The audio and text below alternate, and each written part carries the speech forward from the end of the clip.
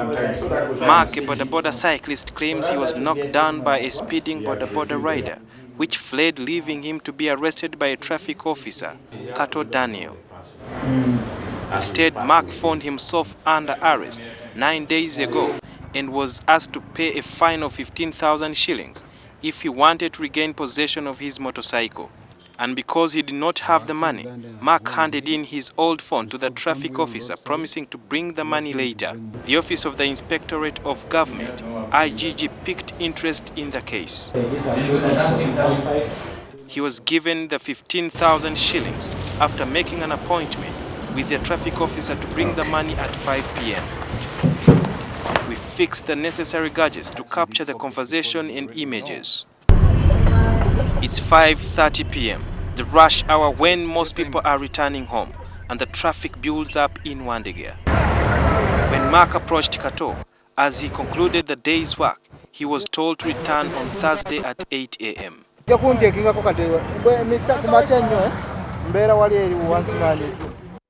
It's 9 minutes past 8 in the morning, and the IGG officer's net is set, and our cameras ready to roll as the officer takes the bait.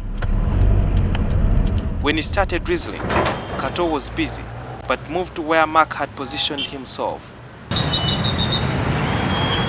And without wasting time, the negotiations began.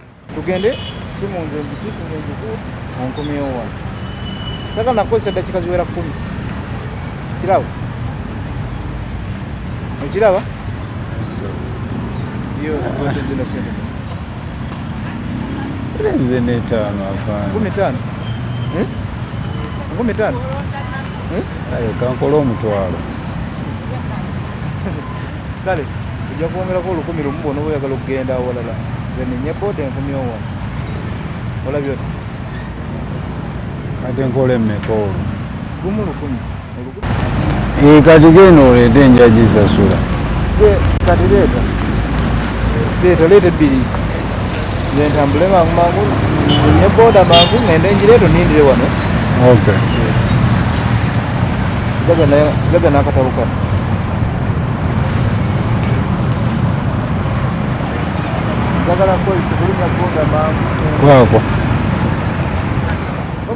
Because our cameras could not follow them, Mark opted that the officer uses another boda and returns his phone.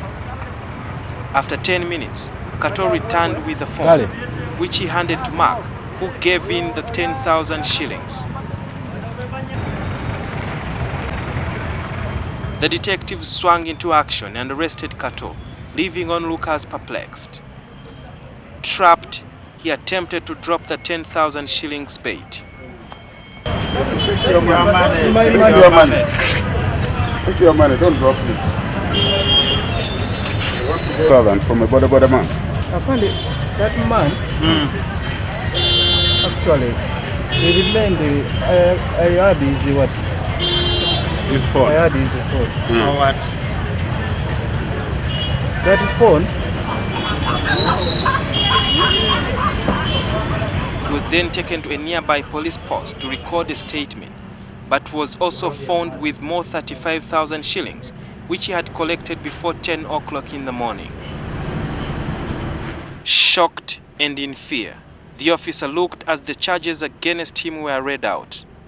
He will be taken to court or handed to police for disciplinary action upon the IGG's recommendations. The maximum sentence of soliciting and receiving a bribe is 240 currency points, an equivalent of 4.8 million shillings, or 7 years in prison. The arrest of the traffic officer is just a tip of the iceberg as Uganda continues to grapple with the highest levels of corruption in various ministries and sectors of the government. According to the World Bank report, Uganda loses over 500 billion shillings annually to procurement-related cases.